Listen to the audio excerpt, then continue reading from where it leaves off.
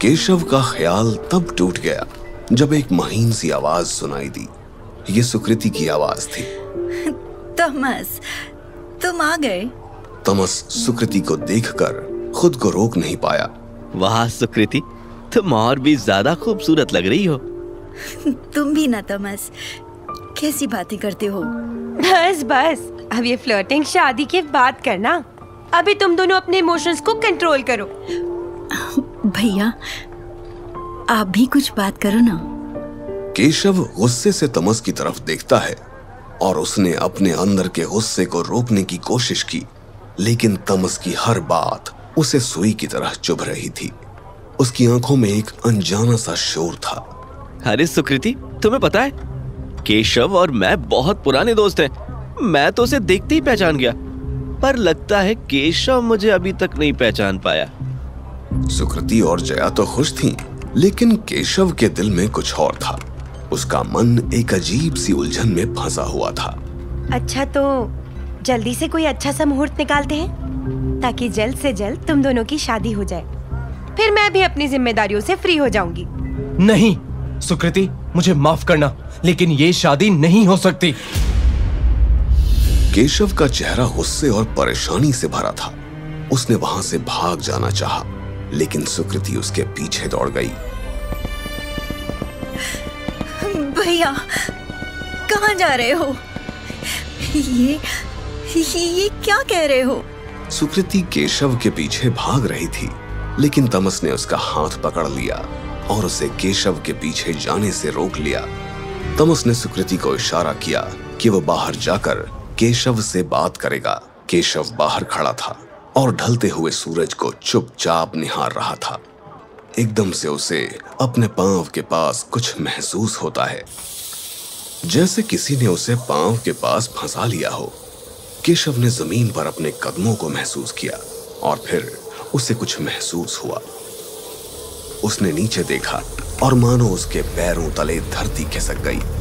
उसके पैरों के नीचे एक मोटा सा सांप फन फैलाए खुद को उसमें लपेटे हुआ था। केशव अपने पैरों को हवा में उछालता हुआ डर के मारे चीख रहा था।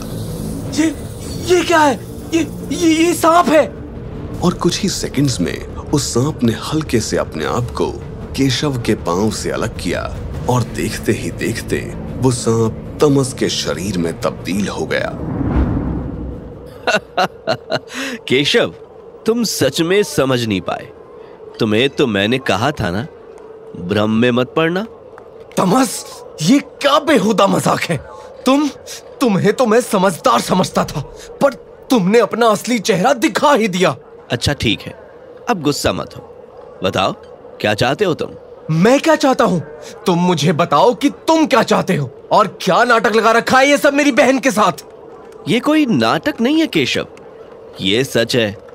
अब फैसला तुम्हें लेना है। तुम अपने घर में इस तरह घुट घुट के रहना चाहते हो या फिर मेरे साथ वापस चलना चाहते हो? देखो, तुम जो कहोगे वैसा मैं करूंगा, लेकिन मेरे परिवार से दूर रहो। ये हुई ना बात। केशव, तुम्हें मेरे साथ वापस चलना होगा। जिस काम के लिए तुम्हें उस हवेली में लाया गया था उसे पूरा करना होगा। ये राजरानी का आदेश है। कौन सा काम तमस? अगर दामिनी को मुझसे कुछ चाहिए था तो इतने दिन मुझे क्यों कैद करके रखा? क्योंकि तुमने बगावत की थी केशव। दामिनी के खिलाफ जो भी बगावत करता है उसका हश्र कभी अच्छा नहीं होता। लेकिन राजरानी अभी भी तुम्हें एक और मौका देने को तैयार है। तुमने जो हिम्मत दिखाई थी, दामिनी के हर रूप का जिस तरह से तुमने सामना किया, वो काबिल तारीफ है। इसलिए दामिनी नहीं चाहती कि तुम ऐसे ही अपने घर वापस लौटो। अगर तुमने उसकी मदद की तो बदले में शायद तुम्हें वो सब मिल जाए जिसकी तुम तलाश कर रहे हो। केशव का दिमाग तेजी से घूम रहा था, जैसे ही वो तमस के शब्दों को समझने की कोशिश कर रहा था। उसकी अपनी धड़कन उसके कानों में गूंज रही थी। उसे ऐसा लग रहा था जैसे आसपास की दीवारें धीरे धीरे बंद होती जा रही हैं और वो इस सब में फंसता चला जा रहा हो। रास्ता बहुत साफ है केशव। अगर तुम अपनी यादों का पिटारा वापस चाहते हो तो तुम्हें वापस जाना होगा। अगर तुम अपने परिवार को खुश देखना चाहते हो तो तुम्हें वापस चलना होगा। अगर तुम अपने भाई दीप से मिलना चाहते हो तो तुम्हें वापस चलना होगा। और हाँ, अगर तुम अपने जिगरी दोस्त करम को मुक्त देखना चाहते हो तो तुम्हें वापस जाना होगा। केशव का दिमाग एक पल के लिए बिल्कुल खामोश हो गया।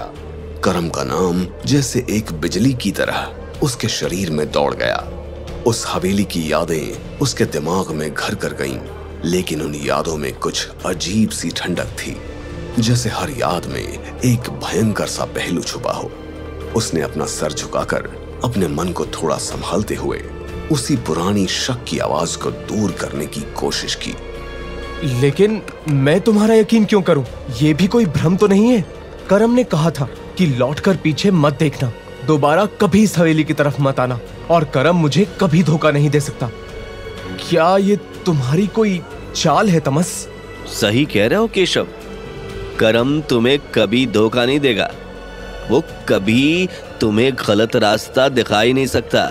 शायद इसीलिए वो नहीं चाहता कि तुम वापस आओ।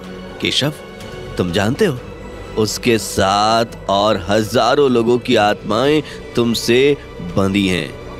करम का डर था कि अगर तुम वापस गए तो तुम भी उन्हीं के तरह कैद हो जाओगे।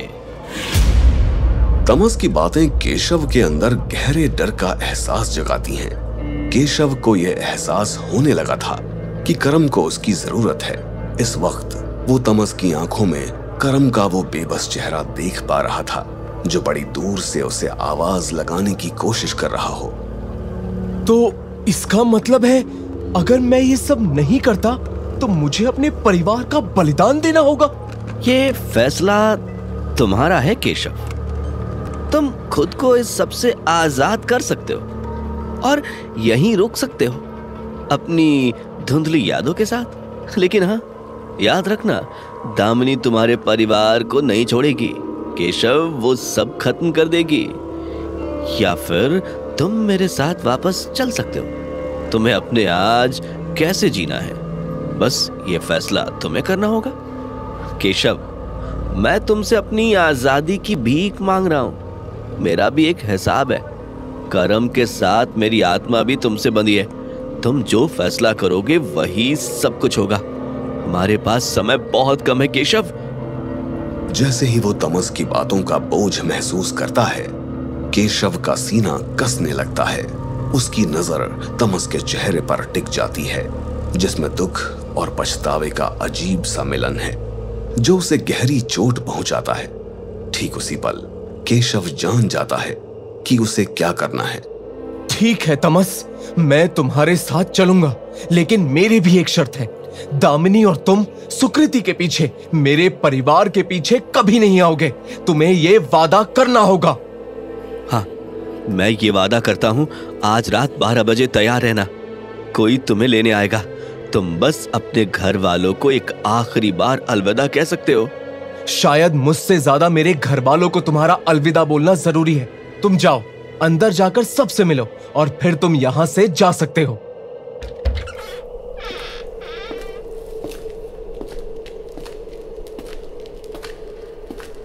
तमस घर के अंदर चला जाता है।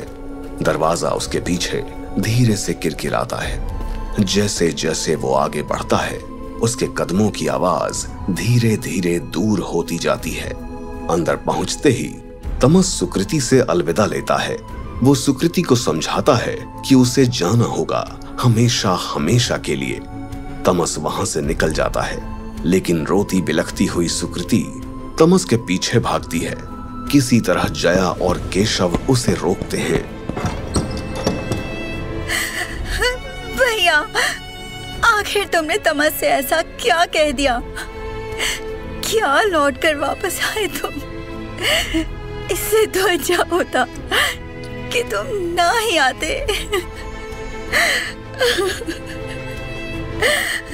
सही कह रही हो सुकृति, मुझे यहाँ नहीं आना चाहिए था। मुझे यहाँ से जाना होगा। शायद एक आखिरी बार मुझे जाना होगा। क्या? ये क्या कह रहे हो? अरे वो नादान है, गुस्से में है। नहीं जया, मैं कुछ काम अधूरे छोड़ आया हूँ। मुझे उन्हें पूरा करने जाना होगा। और हाँ, इस बार वापस आऊंगा तो इस तरह मेहमान बनकर नहीं, तुम्हारी हर याद लेकर आऊंगा। तुम्हें निराश नहीं करूंगा मैं जया। तुम लोग अपना ख्याल रखना।